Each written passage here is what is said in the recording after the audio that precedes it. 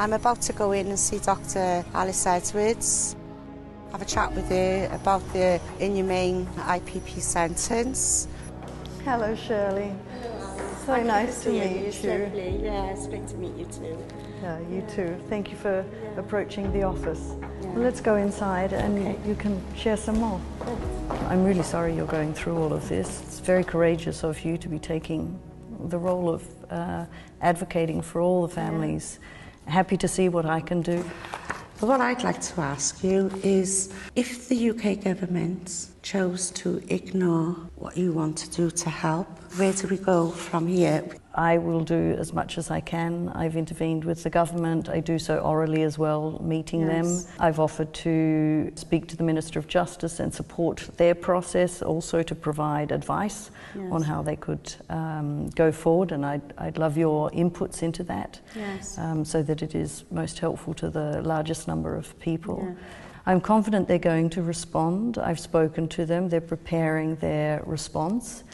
It might just be the time that these terribly unreasonable decisions are going to find some reasonable outcomes for hopefully the large majority of cases.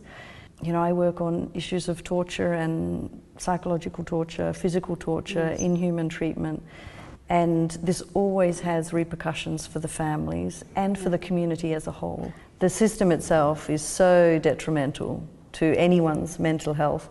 I noticed that quite a number of the cases, they were convicted very young.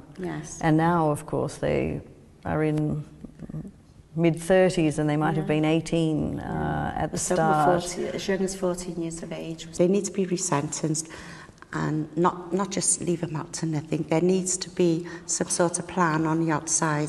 I'm hopeful there's an opening, that we can find some solutions, at least for the large majority, and then they will, I think the government will really need to step up to find some more concrete solutions for the ones that are really struggling. Is it possible for somebody within the United Nations in Britain to go and see for themselves the torture that these prisoners is going through?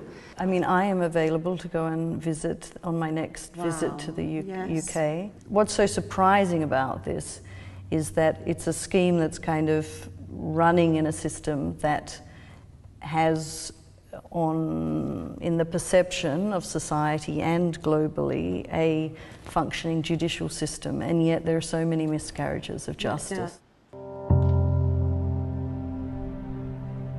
It was such an honour to meet Shirley. She's been doing an astounding job for many, many years. I'm pleased that I'm in the position now of Special Rapporteur on Torture, that I'm able to engage on this issue with her. You know, her son and others are really lucky that she's taken up the mantle for this fight.